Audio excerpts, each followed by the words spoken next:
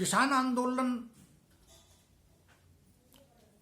अनेक महत्वपूर्ण तथ्यों को उजागर किया है और नए प्रश्न जो कि पृष्ठभूमि में थे या लोगों की निगाह में नहीं थे, वो नए प्रश्न के रूप में आए। वर्तमान समय में यह महत्वपूर्ण नहीं रह गया है कि सरकार के अहम की तुष्टि होती है, सरकार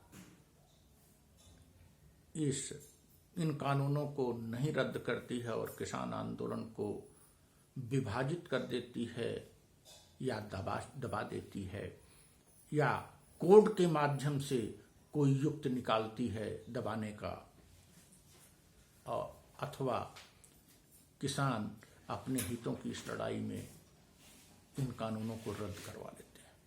यह बहुत छोटा प्रश्न है। प्रश्न यह उठता है कि क्या किसान को समुचित जीवन निर्वाह, यथोचित जीवन निर्वाह के लिए मूल्य मिलेंगे अथवा नहीं? क्या एमएसपी के नाम पर आने वाले वर्षों में भी पूरे देश के किसानों को बेवकूफ बनाया जाता रहेगा और शहरी लोग या अन्य वर्ग के लोग इस बात से रहेंगे, इस बात के उसमें रहेंगे, किसान को भी तो एमएसपी मिलता है। जैसे अभी तक सभी को पता था कि किसान को गेहूं का इतना मूल्य मिलता है, लेकिन अब पता लग रहा है कि जो एमएसपी का मूल्य है वो केवल अभी तक 6-7% किसानों को ही मिला और 90% से अधिक किसान को एमएसपी का मूल्य मिला ही नहीं। वो एमएसपी के लिए निर्धारित जो मिनिमम सपोर्ट प्राइस है उससे भी आधे या उससे भी कम दाम पर अपनी उपज बेचते रहे। और ये जो मिला भी है ये पंजाब और हरियाणा के किसानों को मिला है, अन्य देश के अन्य भागों में किसानों को नाम मात्र का मिला है। इतना बड़ा छलावा। दूसरी चीज ये कि अगर पंजाब में किसानों की स्थिति अच्छी न हुई होती तो इस शाह सरकार से वो कैसे लड़ पाते? हरित क्रांति के प्रभाव में वहां उन्नत हुई और वे लोग जो आंशिक हक उनको मिला एमएसपी के रूप में या अन्य रूपों में, या उपज बढ़ी, उससे सक्षम हुए कि हम अपना पूरा हक लेकर लड़ेंगे। और जिनको न तो अपने हक का ज्ञान है और न ही अपने हक का 10% ही प्राप्त हुआ है, वो तो इस लड़ाई में भाग भी नहीं ले सकते।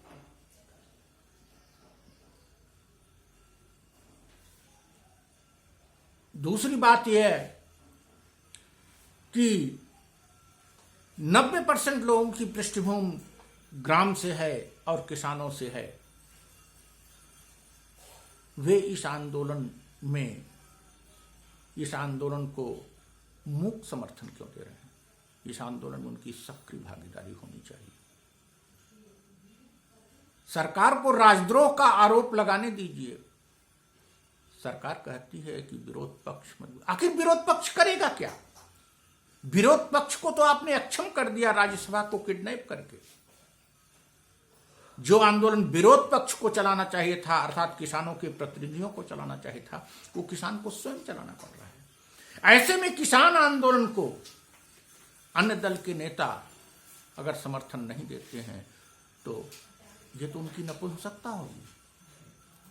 और मेरा तो मानना है आपके दल के लोग भी यदि ये आपके इस तानाशाही रवैये पर आपके साथ खड़े हैं तो वो कायर हैं, नपुंसक हैं और वो कुछ करने लायक नहीं है। वो केवल आपके चारण हो सकते हैं और आपकी चरण पादुका ढो सकते हैं। ऐसे लोगों को सांसद रहने का कोई अधिकार नहीं है। तो महत्वपूर्ण जिस बात को मैं उठा रहा हूं वो ये है कि इस आंदोलन की समाप्ति के पूर्व ही अच्छा होता कि देश के सभी विशेषज्ञ, देश के सभी जागरूक लोग किसानों के हित के संदर्भ में एक विस्तृत दस्तावेज तैयार करें और सरकार को इस बात के लिए मजबूर करें कि किसान के हितों के लिए एक सर्वांगीण, एक समग्र कानून का निर्माण किया जाए। किसान आंदोलन की समाप्ति के बाद समस्या का निवारण नहीं हो जाता। इन तीनों कानूनों को मानने या अस्वीकार करने से समस्या का निदान नहीं होता। समस्या का निदान इस बात में है कि इस किसानों की समस्या 60% से अधिक की जनसंख्या की समस्या और देश के विकास का जो आधारभूत तत्व है कृषि, इसके लिए एक समग्र कानून, एक समग्र दिशा तय की जानी चाहिए और इसके लिए वर्तमान समय माकूल है। इसी समय इस संदर्भ में सभी को आगे आना होगा और एक बार और बात हम कहते हैं कि मीडिया अपनी नपुंसकता को छोड़े।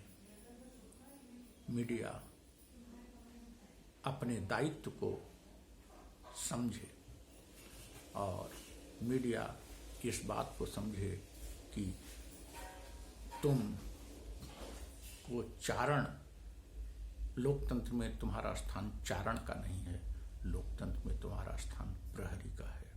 तुम्हारा स्थान बहुत महत्वपूर्ण है, इसको समझिए और किसानों की समस्याओं के संदर्भ में आगे आइए। अन्य वर्ग के लोगों से भी हमारा आग्रह है कि ऐसा ही करें।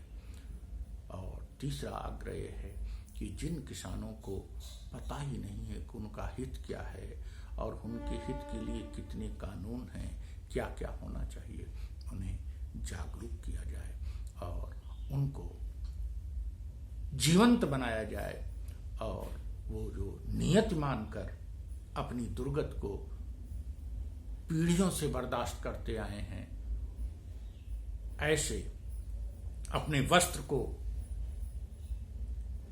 ऐसे